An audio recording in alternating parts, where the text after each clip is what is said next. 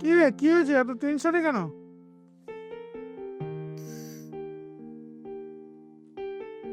আমার কলেজের ফিসটা দিতে হবে, টাকা লাগবে, কালকেই লাগবে।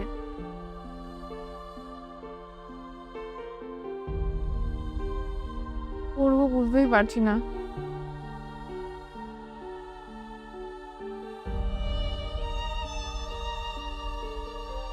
আমার কাছেও তো টাকা নেই, আমি পেমেন্টও পাইনি এখনো। আর তুই আগে থেকে বলবি তো, এখন কি বলবো আগে থেকে? আমি তো জানি তোর কাজ বাজ ঠিকঠাক হয় না। তোর কাছে টাকা আছে কি নেই সেটা কি আমি জানি না? তারপরেও আমি কি করে তোর কাছে টাকা চাইতাম?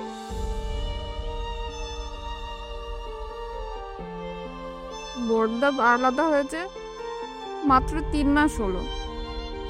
আর কলেজের ফিস, টিউশন ফিস, ঘরের খরচা, মায়ের ওষুধ সব তো বড়দাই দিত।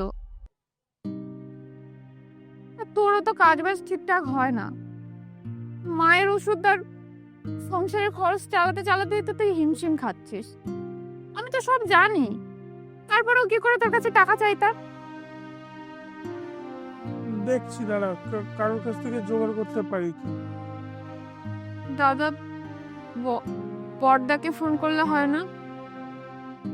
তুই পাগল নাকি? এমনি বৌদি তোকে দেখতে পারে না। আর ফোনটা যদি বৌদির হাতে পড়ে তাহলে কি হবে ভেবেছিস? কি হবে মানে? বৌদির ভয় থেকে আমরা নিজের দাদার সাথেও কথা বলতে পারবো না? হ্যাঁ, কিন্তু ওরা তো আলাদা হয়ে গেছে, কিভাবে টাকা চাইবো? সংসারটা আলাদা হয়েছে, দাদা তো আলাদা হয়নি। মনে হয় ফোনটা করা উচিত হবে না, ওরা বিরক্ত হতে পারে। দাদারা বিরক্ত হয় না, দাদারা অপেক্ষা করে। দাদা, তুই একবার অন্তত আমার জন্য বড়দাকে ফোন কর। আর তো কোনো রাস্তাও নেই।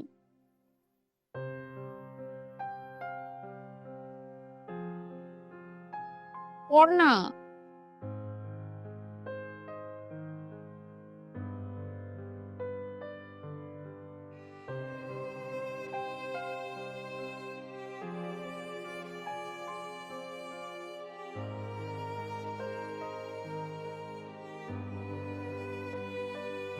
দাদা, কল কর।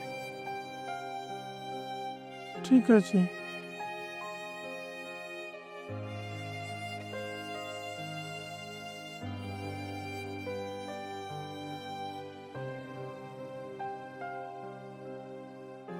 হ্যাঁ বল, সব ঠিক আছে তো?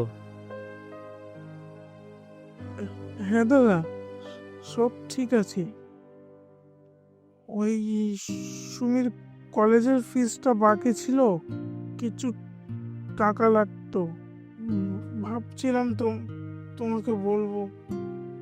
পাগল, তোরা এখনো ভাবছিস? আমি আলাদা থাকি ঠিকই, কিন্তু তোদের থেকে আলাদা না রে। ঠিক আছে, রাখ।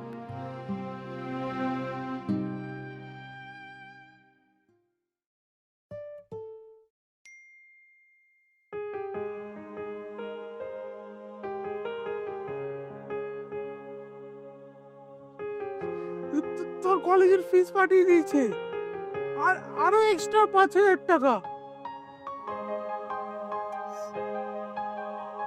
দাদা আমাকে ফোন করছে।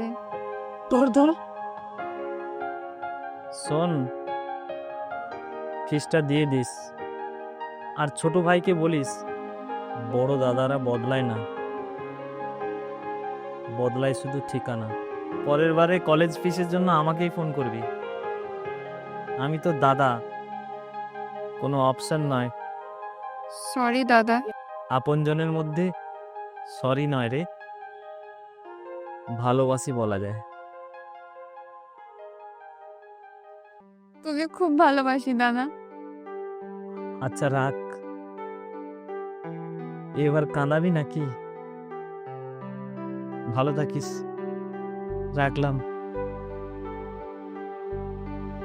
সব থেকে বড় ভয় গরিবই নয়, ভয় হলো এখন কার কাছে চাইবো, এই ভাবনাটায়। আর সব থেকে বড় শান্তি কেউ ফোনটা তুলেই বলুক কোনো ভয় নেই, আমি তোর পাশে আছি।